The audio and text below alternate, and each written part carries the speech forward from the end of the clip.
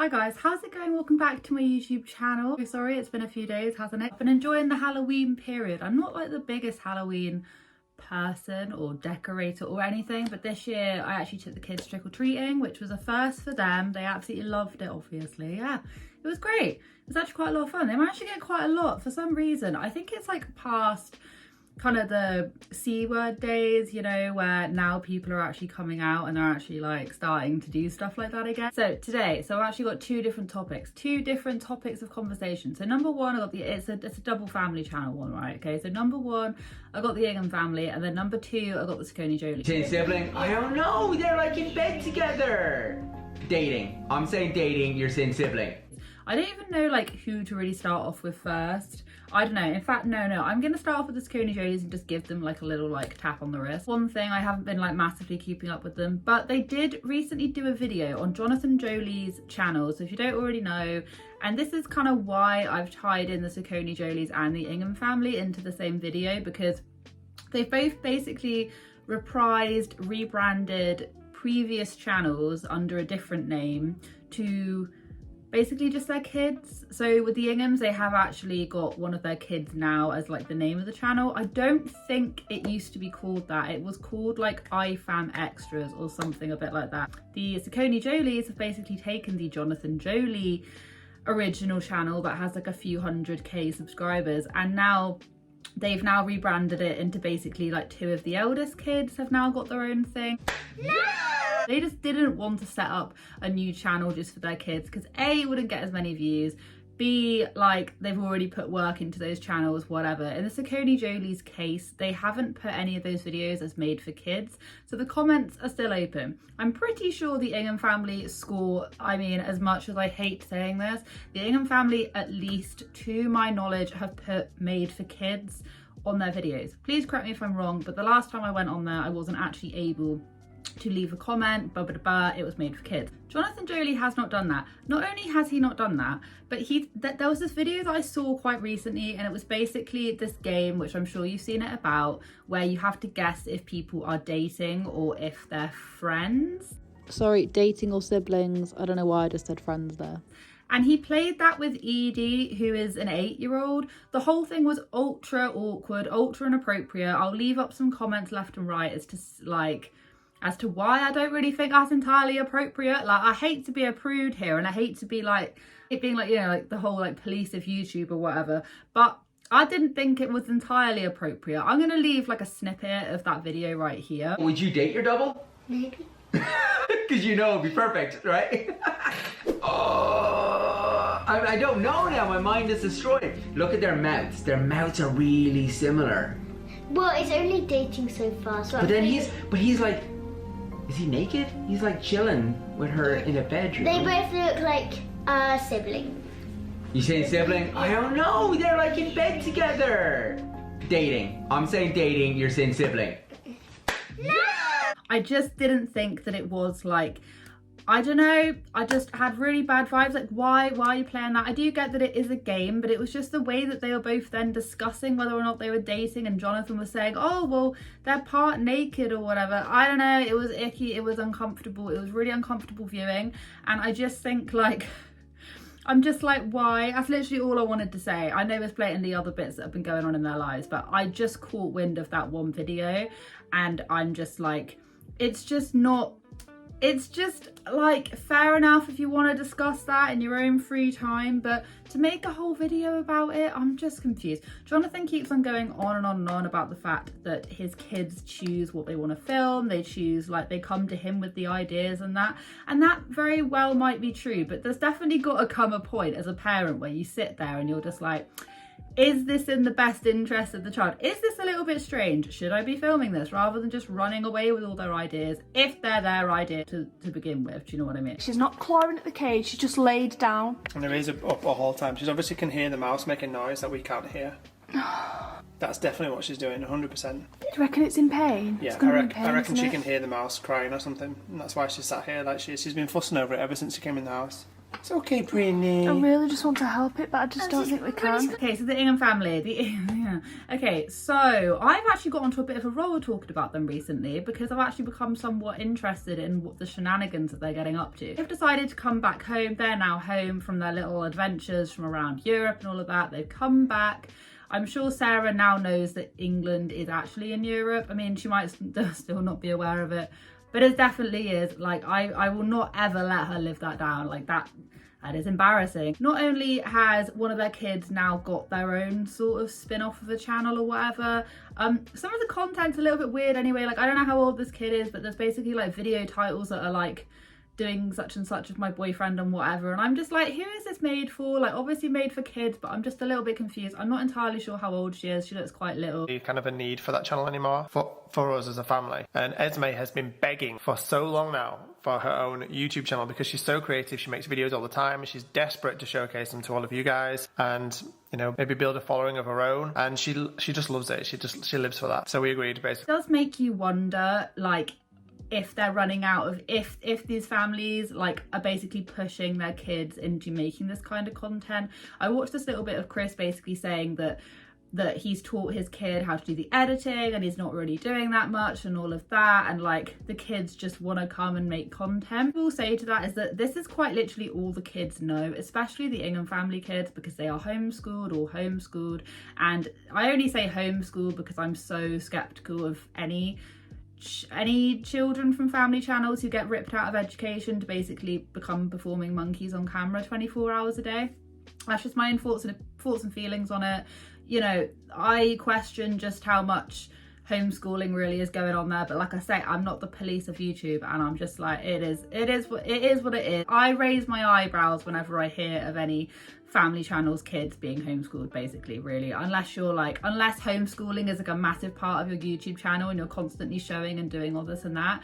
I'm just a little bit like, really, like, how much of that is really going ahead? His kid has now got a channel, and his other kid as well, on top of this, their other kid is basically being like pimped out to do videos. I think she's like 17. She's now doing personalized videos. Now, the last time that I mentioned this, they had used a really, I'm gonna say, inappropriate picture to basically advertise this £20 video message service. Basically, they're making their eldest kids sort of go away and do work for them.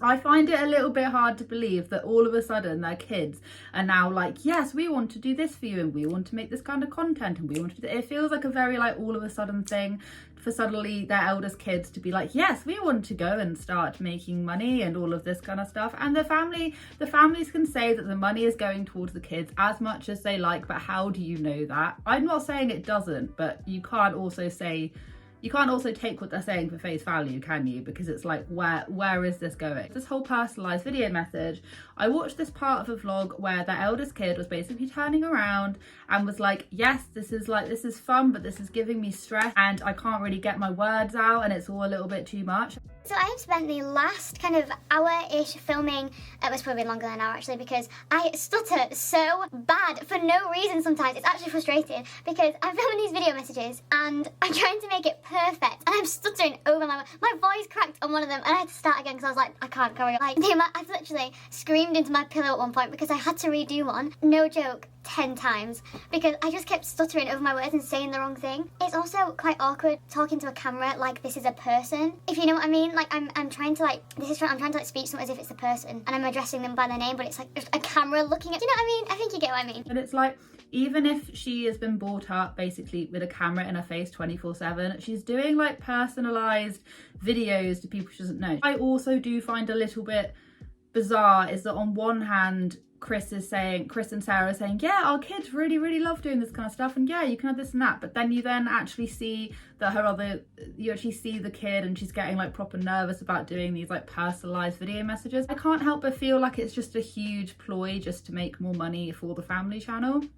But whatever, like, you can't put your kids on the spot like that and not expect them to get really nervous. I mean, she was quite literally saying that she's had to like re-record and it's been taking her for ages and all of this kind of stuff, which is like completely completely fair. Like, obviously it's extremely difficult trying to talk to a camera and whatever. I thought when they said that she was going to start doing these personalized one-on-one video messages, I raised my eyebrows at it. I especially raised my eyebrows when you then saw the picture that Sarah and Chris had like attached to it. So beside all of this, there was one part, and this will probably take me ages to ramble about, one part of a vlog that they did where they basically staged a thumbnail of looking all sad, like our pet died, blah blah blah blah, like ramping up the dramatics. Of course you have to then watch the whole, I thought it was their dog at first, like you then had to watch the whole of the vlog to actually get to the part where they're upset.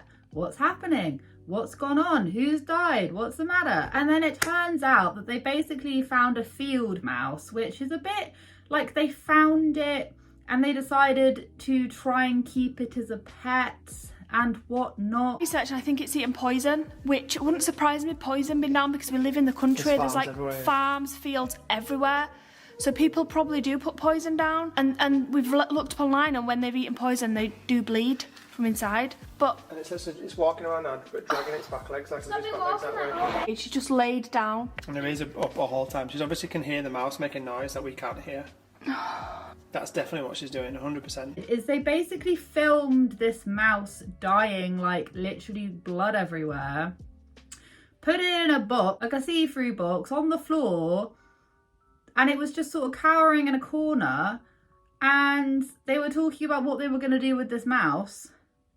And Chris suggested taking it, well, I think Chris suggested like letting it free or whatever was happening. I'm not a vet, I'm not going to get into this. But what I will say is that they basically they were using this mouse for views, this dead, dying mouse, which, by the way, why are you filming that? All of their fans are kids.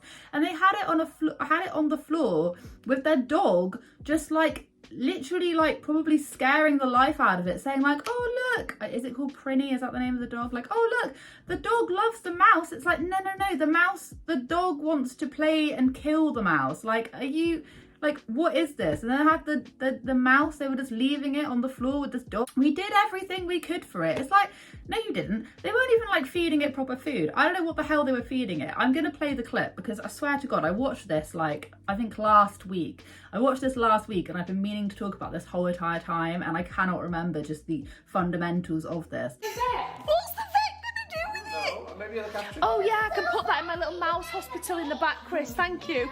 No, Prinny, no barking. Just to bring it in somewhere warm and give it something to eat, I googled, apparently they like apples and dry rice. But all I'm gonna say is that they basically just like filmed this dead mouse for views and just like filmed all of it, like filmed the blood coming out of its mouth, filmed the dog that was like barking around it, acting all sad about its mouth. It's like, come on, like you used it for content, which obviously you used it for content. Otherwise they would have put it at the very beginning of the vlog, but they put it right at the back end, almost to the point where I was like, wait, have I missed the part where a pet died?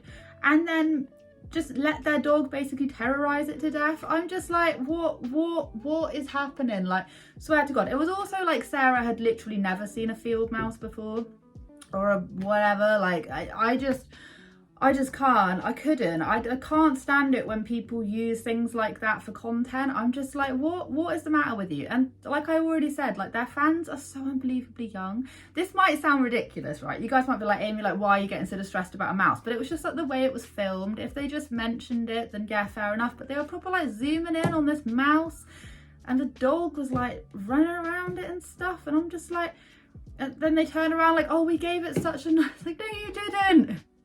No, you didn't. Like, what are you doing? Like, they blatantly just like found this mouse and they were like, yes, this is content. This is content.